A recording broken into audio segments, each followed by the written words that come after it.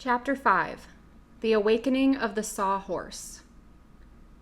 The Sawhorse, finding himself alive, seemed even more astonished than Tip. He rolled his naughty eyes from side to side, taking a first wondering view of the world in which he had now so important an existence. Then he tried to look at himself, but he had indeed no neck to turn, so that in the endeavor to see his body he kept circling around and around without catching even a glimpse of it.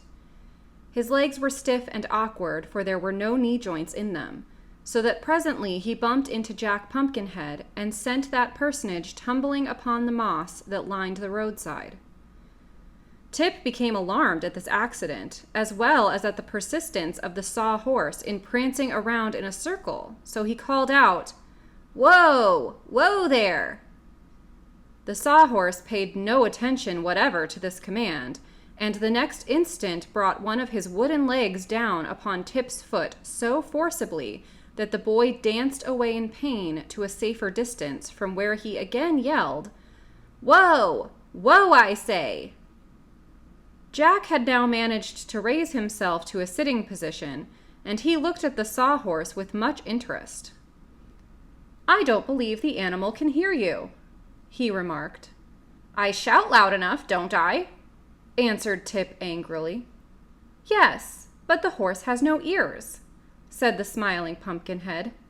"Sure enough," exclaimed Tip, noting the fact for the first time.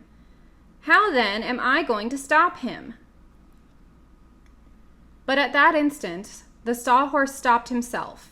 Having concluded it was impossible to see his own body, he saw Tip, however, and came close to the boy to observe him more fully. It was really comical to see the creature walk, for it moved the legs on its right side together, and those on its left side together, as a pacing horse does, and that made its body rock sideways like a cradle.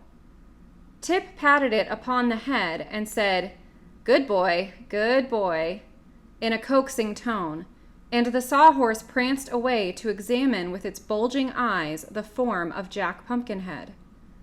"I must find a halter for him," said Tip, and having made a search in his pocket, he produced a roll of strong cord. Unwinding this, he approached the Sawhorse and tied the cord around its neck, afterward fastening the other end to a large tree.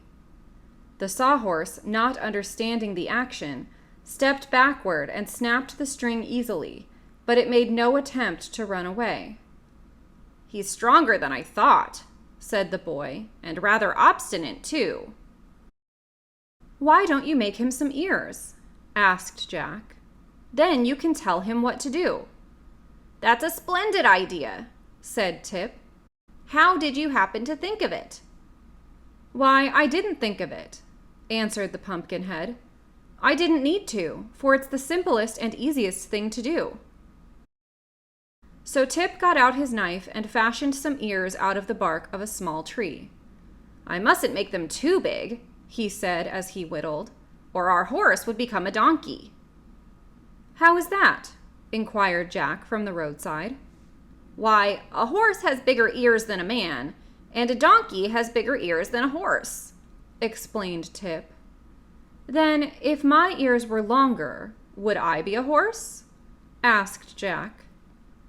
"My friend," said Tip gravely, "you will never be anything but a Pumpkinhead, no matter how big your ears are." "Oh," returned Jack, nodding. "I think I understand."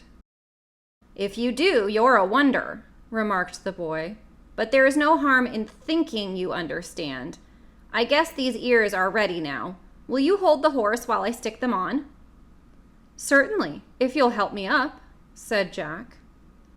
So Tip raised him to his feet, and the Pumpkinhead went to the horse and held its head, while the boy bored 2 holes in it with his knife blade and inserted the ears.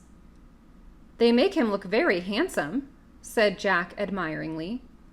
But those words, spoken close to the Sawhorse, and, being the first sounds he had ever heard, so startled the animal that he made a bound forward and tumbled Tip on one side and Jack on the other. Then he continued to rush forward as if frightened by the clatter of his own footsteps. "Whoa!" shouted Tip, picking himself up. "Whoa, you idiot! Whoa!" The sawhorse would probably have paid no attention to this, but just then it stepped a leg into a gopher hole and stumbled head over heels to the ground, where it lay upon its back, frantically waving its 4 legs in the air.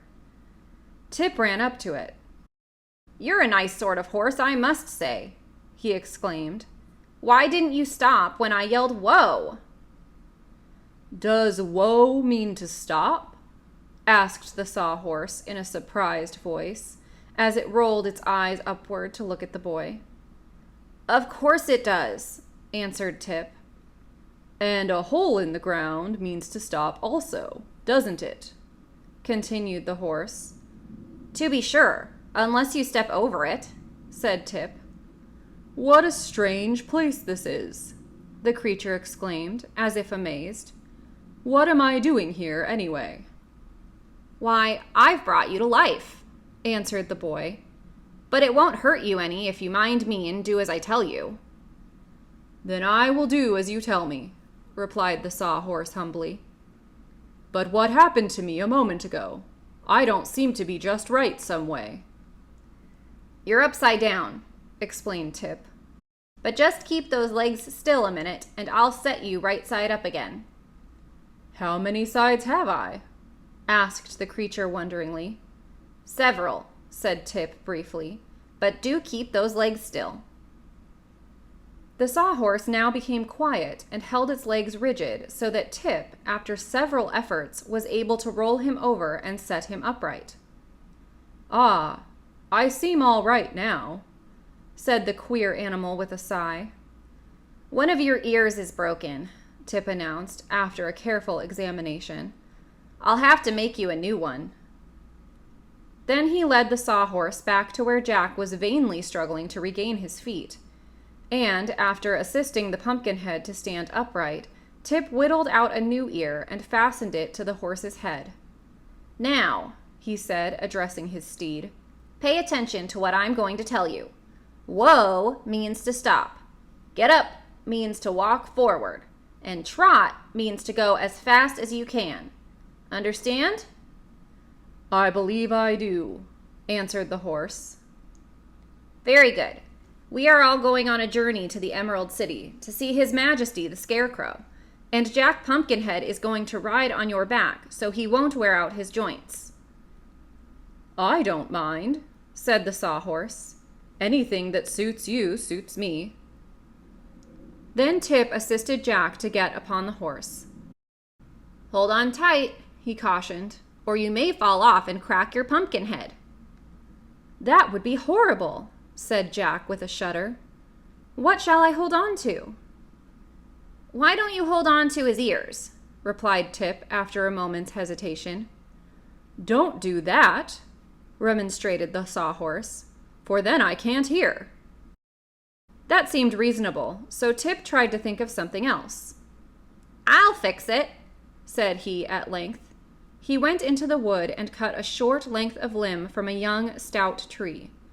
One end of this he sharpened to a point, and then he dug a hole in the back of the sawhorse just behind its head. Next, he brought a piece of rock from the road and hammered the post firmly into the animal's back. "Stop! Stop!" shouted the horse. "You're jarring me terribly." "Does it hurt?" asked the boy.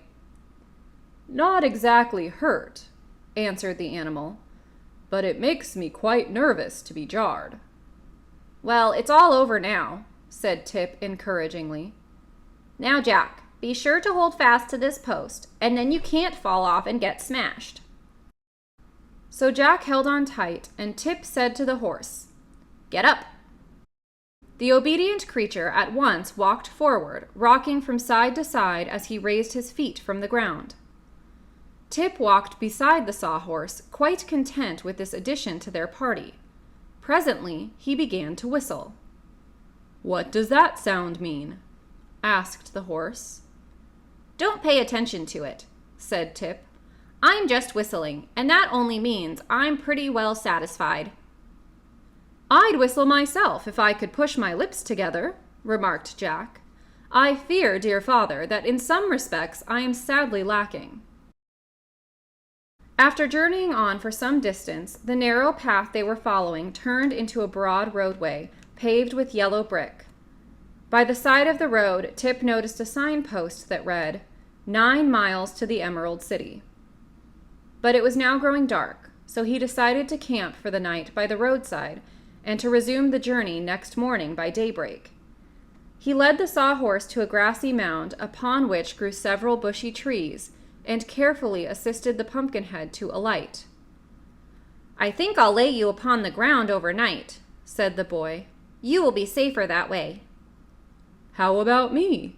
Asked the sawhorse. It won't hurt you to stand, replied Tip, and, as you can't sleep, you may as well watch out and see that no one comes near to disturb us. Then the boy stretched himself upon the grass beside the Pumpkinhead, and, being greatly wearied by the journey, was soon fast asleep.